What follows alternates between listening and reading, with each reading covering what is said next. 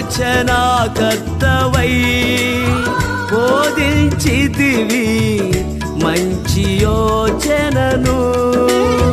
నా చెవులారా విని గ్రహించి దీవెన నొందితిని.